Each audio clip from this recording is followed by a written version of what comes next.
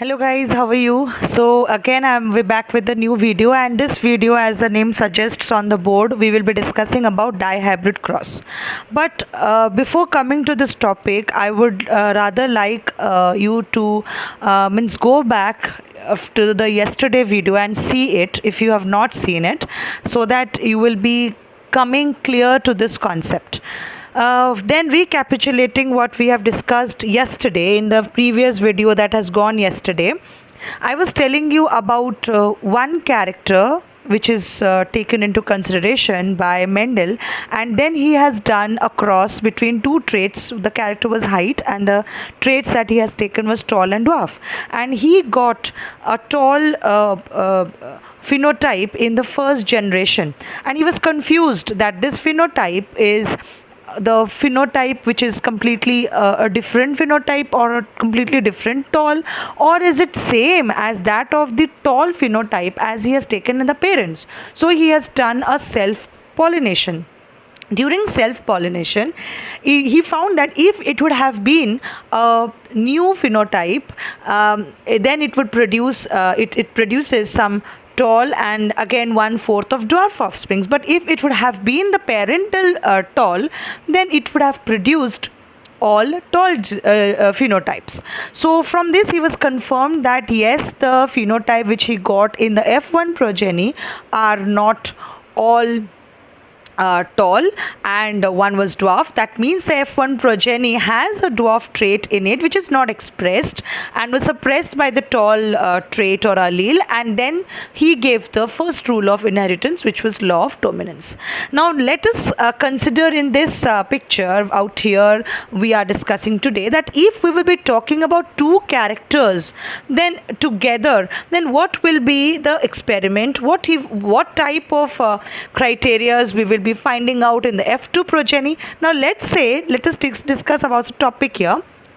In a Mendel's experiment, Mendel will find out that F2 progenies are tall with round seeds. Now if I will be giving this criteria to you, then here I have been talking about two things. One is F2 progeny is having tall plants with round seeds. So here I am talking about two completely different traits. One is tall and the other one is round. So here we are talking about two different traits from two different characters, and that is what taking us to the picture dihybrid cross, where we are using two different characters altogether. So when we are coming to two different characters of Mendel's experiment, how did he do this complete experiment, and what were the results that we will be discussing in this video. When Mendel started the dihybrid cross, he has taken two characters. The first character was the height of the plant, and the second character, what he has taken, height of the plant or stem, you can also write, and the second character which he had taken was the shape of the seed. Now when we are taking the character as the height of the plant, then what will be the traits? So the traits from height of the plant will be tall, and the other one will be dwarf.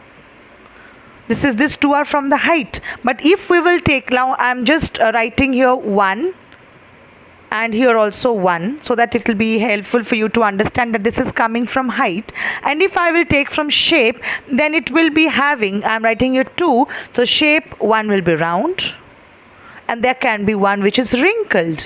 So two types of seed it can have. Now Mendel took a plant with both these characters, means one height and one shape.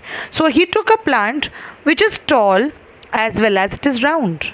He again took a plant which is dwarf, and again it is wrinkled. So here he had thought that he will be getting a plant in the F2 where it will be either the plant will be tall, or it will be round, or it will be dwarf, or it will be wrinkled. That is what he was thinking from monohybrid cross, that out of all these traits, only one trait will be expressed. But to his utter dismay, he found a combination of different characters in the F1 as well as in the F2. Of course, F1 there was a combination of two characters, height and shape, which was all same, but in F2 there was a lot of combination of characters which was like enormous. So now let us carry out this whole process. Now let's take the parents here. Now let us take the alphabet capital T for tall. So this is tall, and alphabet R for round. So this parent was having tall and was tall and dwarf. Sorry, tall and round. So this parent was tall and round. So this is a single parent. Now another parent what was taken was dwarf and wrinkled. So dwarf and wrinkled. I'm writing small t and smaller, which is small t is representing dwarf and small r is representing wrinkled. So what kind of gametes will the person get, or will the plant have? So the gametes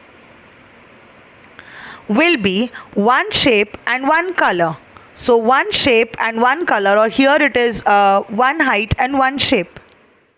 So now what were the gametes? So here it will be one height and one shape. So let us take the height tall with one shape which is round, another with tall and one shape round. So these are the two gametes which can be formed from here. Both are same, so you can write it one also.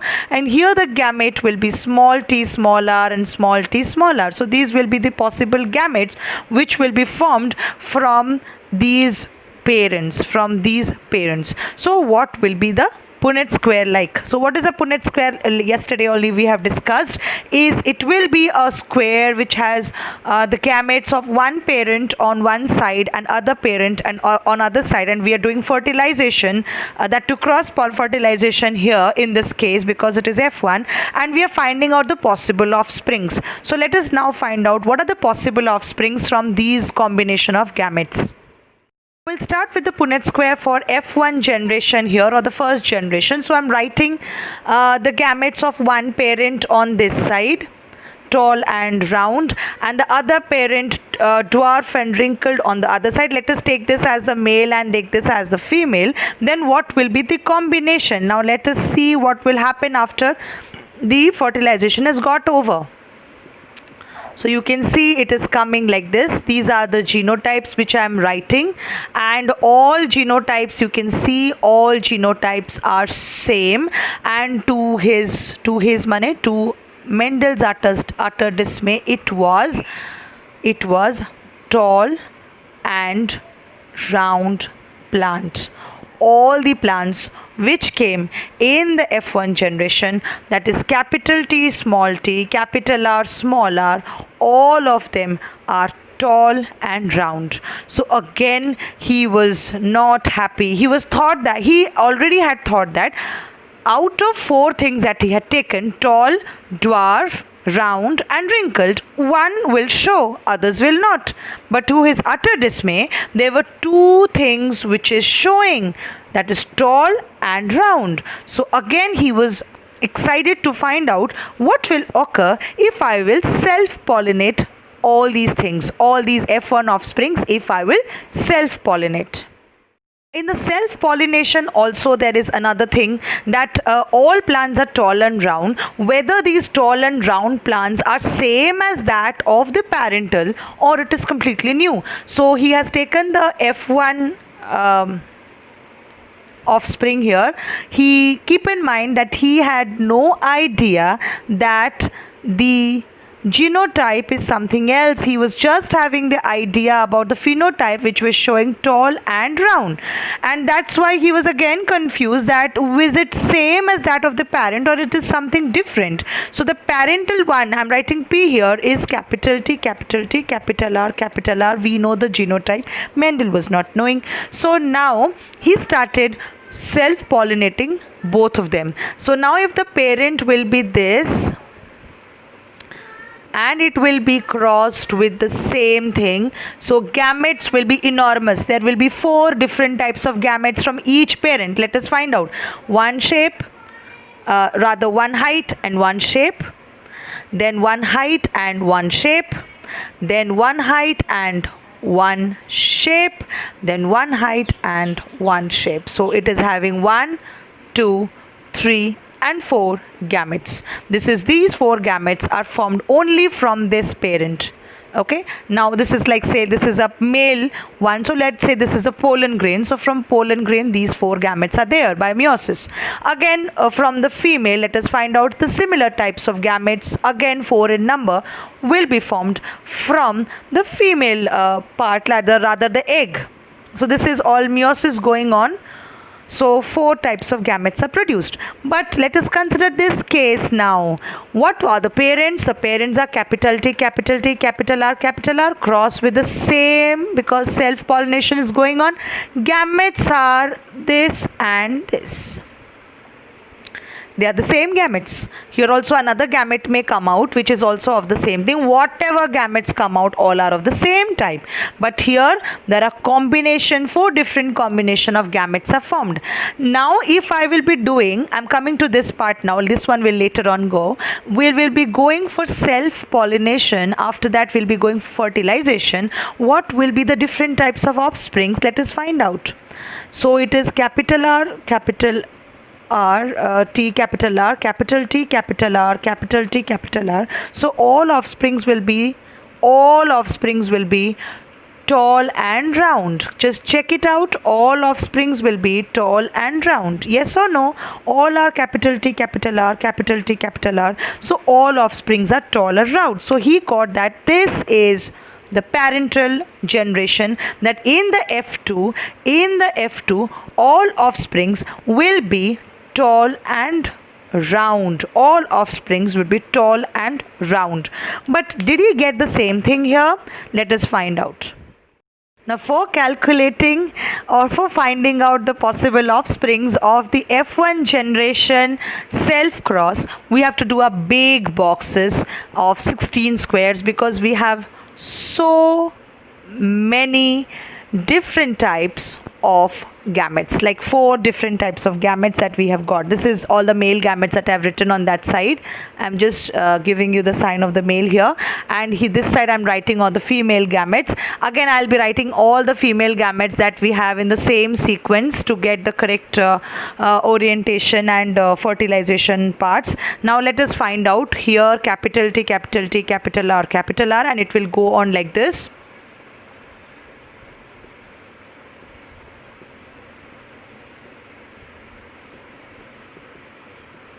And it goes on like this.